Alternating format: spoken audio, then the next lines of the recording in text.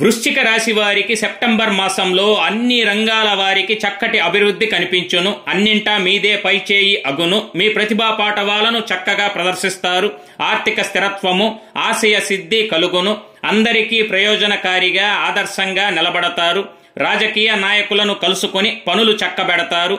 ఉన్నత పదవులు మిమ్మల్ని వరించవచ్చు. తీయని కబురు మీ చెవిలో పడుతుంది. ఆకస్మిక ధనలాభం ఉన్నది. తద్వారా అప్పుల నుండి ఉపశమనము, స్పెక్యులేషన్లో లాభాలు గడిస్తారు. గృహ జీవిత ఆనందం కలదు. సోదరులతో సఖ్యత, కుటుంబ సౌఖ్యత కలదు. మీ గృహమున కొన్ని మార్పులు జరుగుతాయి. కుటుంబ సభ్యుల అభివృద్ధికి పాటుపడతారు.